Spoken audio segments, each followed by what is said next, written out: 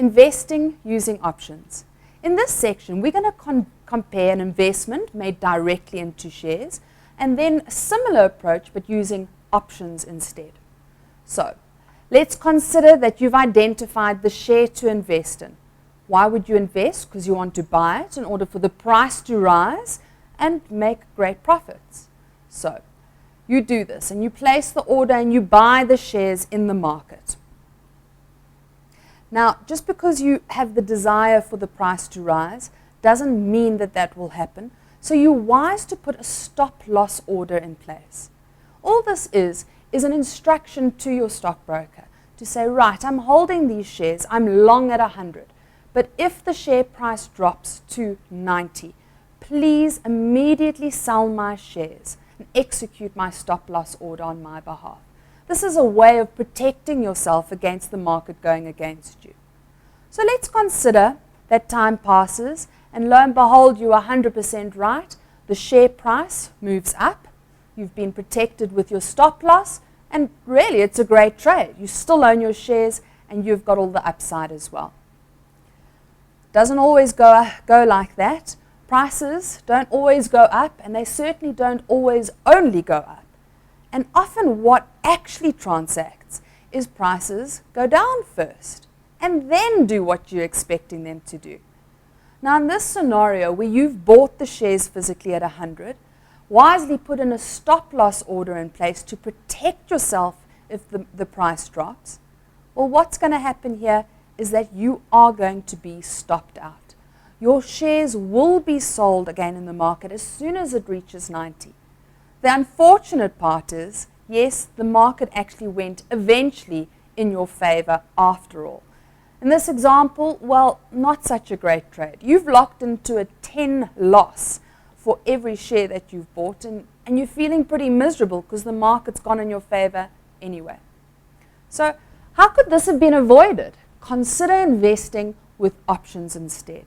So today, when you've identified your share that you'd like to buy, rather than physically buying them in the underlying, you buy a call with 100 strike.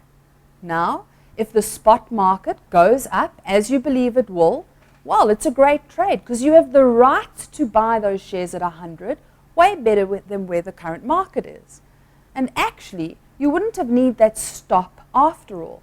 Why? Because remember, you're only going to look on exercise date for most European-style options as to when you're going to be able to exercise. So you could have slept quite happily from the date of buying the call until exercise date, not worrying where the market went. So what happens if it went down and then up? Well, as I say, this wouldn't have been a concern to you because you would have only exercised at maturity or expiration date. So in this stage, this would also have been a great trade. Now you'd still be in your position. Can you see the wonderful benefits of employing options as part of your investing rather than incorporating stop losses, which, although essential, can result in you being stopped before your ultimate view is achieved in any rate? So let's quickly look at what happens. We've looked at when the market goes in your favor, and maybe not immediately, but now let's consider if the share price drops. Wasn't the greatest investment after all? Well, in this example, if the share price has dropped, you'd bought the shares at 100, you get stopped out at 90, and thank goodness you had the stop loss in place because it's protected you against further declines. And you've lost 10 on the deal for every share that you purchased. If you'd held the option instead and the market went down, well, you've got no position. You don't exercise. You never bought the shares at 100, right? But please remember, however, this does imply that you paid a premium up front. So really, when considering the difference between investing and buying the physical shares and running a stop loss, compare it with options, but understand that you have paid a premium up front for the ability to not worry about where the market has gone during the time of the trade.